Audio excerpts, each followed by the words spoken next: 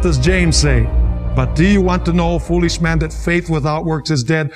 Was not Abraham, our father, justified by works when he offered Isaac, his son, on the altar? Really, what is he saying? Abraham was justified by a faith that works. He's not saying that he was justified by works. He's already said that you need faith and works together. So he's saying, don't you know that our father Abraham was justified by a faith that works? That's what he means. And so he continues saying, was not Abraham our father justified by works when he offered Isaac his son on the altar? Did it take a lot of faith for Abraham to be willing to offer his son on the altar? How did Abraham show that he believed God? When God said, go offer your son and I'll spare him. How did he show that he believed really God? By what he did. His works proved that his faith was true. And then it says in verse 22, do you see that faith was what? Working together. See, it's a package deal. A faith that works. And so it says, do you see that faith was working together with his works? And by works, faith was made what? Perfect or complete. So in order to have a complete saving relationship, what do you need? A faith that what? That works. Verse 23, and the scripture was fulfilled which says, Abraham believed God, and it was accounted to him for righteousness, and he was called the friend of God. You see, then, that a man is justified by works and not by faith only. When he says by faith only, he's talking about faith is the only thing you have, and you don't have works. You cannot be justified by a faith that's alone.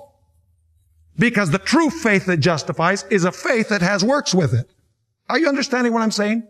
He's not saying that you're saved by works, like the Jews believed, by keeping the law. He's saying that if you have faith, you will keep the law. If you have faith, you will produce works.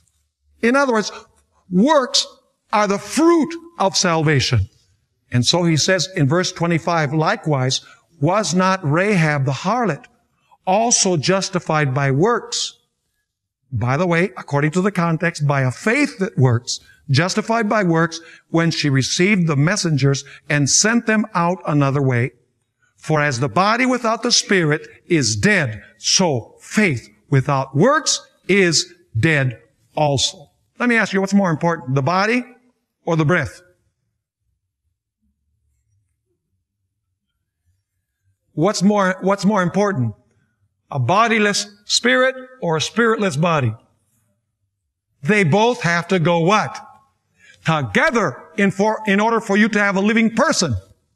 In the same way, faith and works have to go together in order to have a genuine living relationship with God.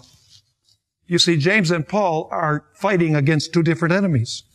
The Apostle Paul is facing the enemy who says, I'm saved by my works. Paul says, no way, you're saved by faith. And those that James is fighting against, they're saying, we don't need to perform works. And James is saying, wait a minute, if you had real faith, you would produce works. In other words, James and Paul are not fighting each other.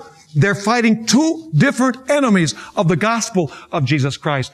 Paul is saying how you are saved, and James is telling you how a saved person lives. In other words, Paul is talking about the root of our salvation. James is talking about the fruit of our salvation.